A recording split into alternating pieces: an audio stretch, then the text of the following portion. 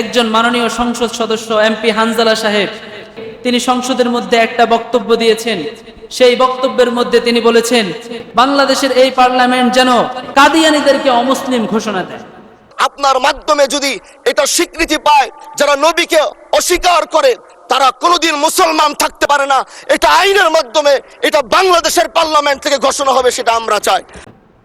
আমি বলবো এই দাবি শুধুমাত্র এমপি হানজালা সাহেবের একার নয়, এই দাবি হচ্ছে বাংলাদেশের 92% মুসলমানদের দাবি। কথা বলেন ঠিক কিনা? 92% মুসলমান, তাদের এই দাবিটা অনেক আগ থেকেই চলে আসছে। তারা চায় বাংলার জমিনে যেন কাদিয়ানীরা অমুসলিম রূপে থাকে, কোন মুসলমানদের বেশভূষা গ্রহণ করতে যেন তারা না পারে। আমাদের এই বাংলাদেশের মধ্যে হিন্দু থাকতে পারবে, কোনো অসুবিধা নাই, আছে। আমাদের বাংলাদেশে অনেক হিন্দু বসবাস করে, এতে নিয়ে আমাদের কোনো আপত্তি নাই। তারা তাদের পরিচয় আছে, তারা তাদের ধর্ম পরিচালনা করে, তারা তাদের ধর্ম পালন করে, তারা তাদের নাম ব্যবহার করে চলে, এতে আমরা কোনো আপত্তি দেখাই না। বাংলাদেশের মধ্যে হিন্দু থাকবে, কোনো অসুবিধা নাই।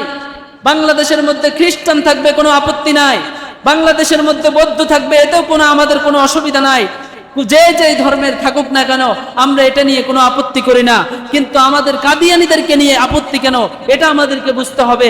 কারণ আমরা চাই কাদিয়ানীরাও বাংলাদেশে থাকুক, কিন্তু মুসলমান পরিচয় না, বরং কাদিয়ানীরা বাংলাদেশে থাকবে অমুসলিম পরিচয়ে, কাদিয়ানী পরিচয়ে, মুসলমান পরিচয়ে বাংলাদেশে আমরা তাদেরকে দেখতে চাই না।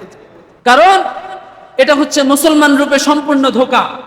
তারা আমাদের নবী, শেষ নবী মুহাম্মদুর রাসূলুল্লাহ সাল্লাল্লাহু আলাইহি ওয়াসাল্লামকে শেষ নবী মানে না, বলেন নাউজুবিল্লাহ। তারা বলে শেষ নবী হচ্ছে গোলাম আহমদ কাদিয়ানী, মির্জা গোলাম আহমদ কাদিয়ানী।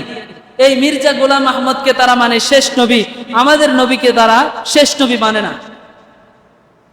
এরকম একটা কুপরিপূর্ণ আকীদা, বিশ্বাস যদি কারো মধ্যে থাকে, সে কোশ্চিনকালেও মুসলমান হতে পারে। এজন্য আমরা বলবো, আপনি কাদিয়ানী, আপনি থাকেন বাংলাদেশে, কিন্তু কাদিয়ানী পরিচয়ে থাকেন, মুসলমান পরিচয় দিয়ে অন্যান্য মুসলমানদেরকে আপনি ভ্রষ্ট করবেন না।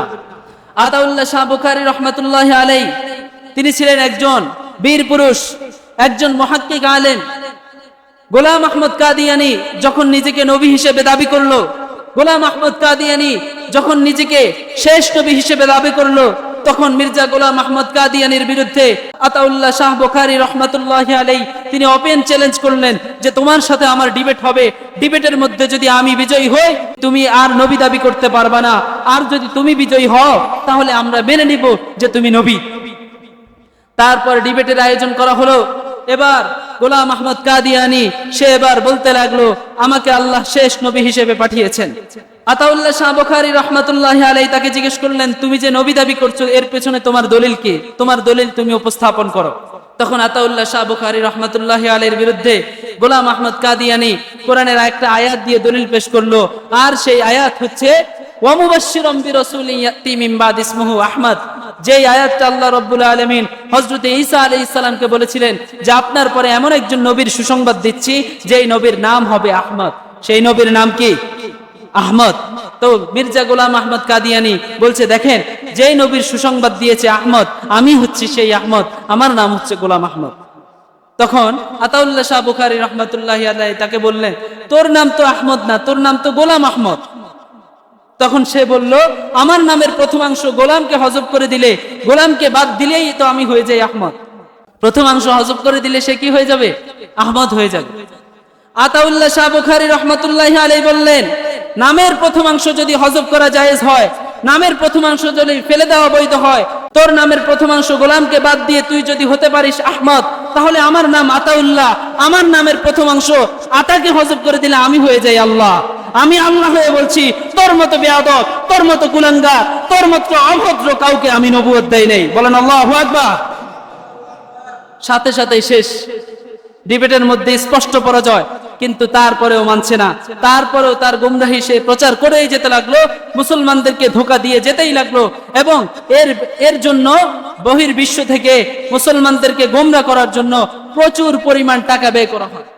বড় বড় অনেক কোম্পানিগুলোর সাথে তাদের সাথে সম্পর্ক আছে, বড় বড় অনেক কোম্পানিগুলোর সাথে তাদের সুসম্পর্ক আছে, তারা তাদেরকে ডোনেশন করে। এই ডোনেশনের মাধ্যমে তারা মুসলমানদের বিরুদ্ধে অন্যায়ভাবে অনেক রকম ভাবে তারা ষড়যন্ত্র চালায়।